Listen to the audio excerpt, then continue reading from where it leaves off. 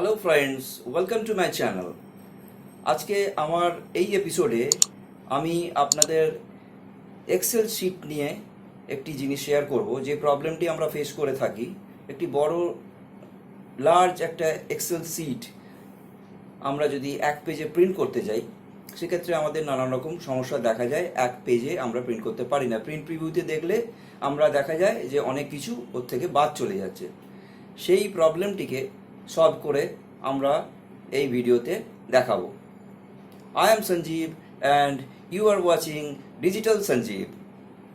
I will be coming back soon after the intro. Please stay tuned.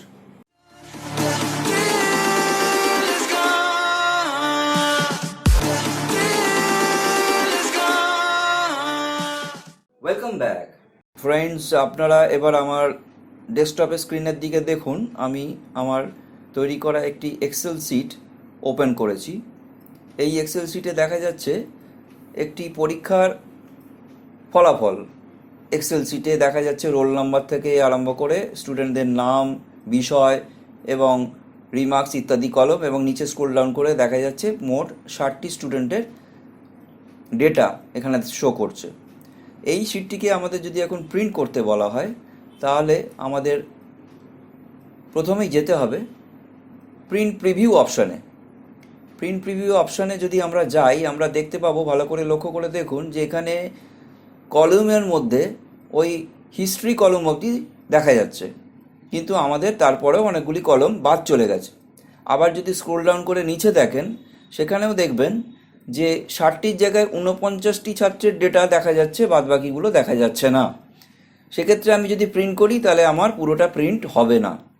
তো এই প্রবলেমটিকে solve করতে একটি সহজ উপায় আপনাদের আমি শেয়ার করব আজ এই ভিডিওতে।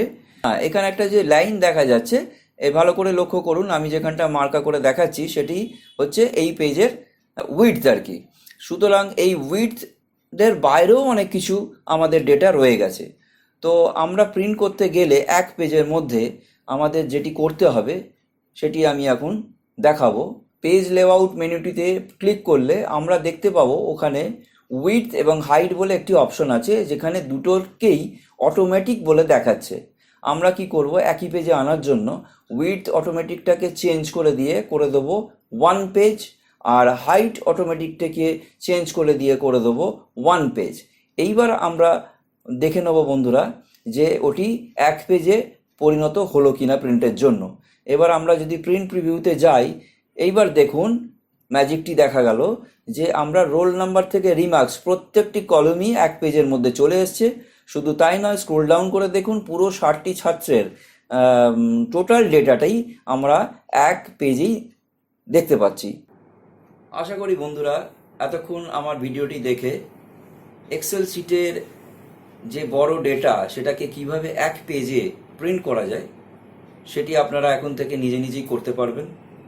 আমার এই ভিডিওটি দেখে ভালো লাগলে একটি লাইক অতি অবশ্যই করবেন, কমেন্ট করবেন এবং প্রচুর প্রচুর শেয়ার করবেন।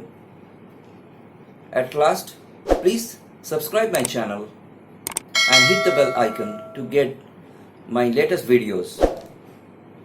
I will be coming back soon with my new video in my next episode. Till then, goodbye and take care.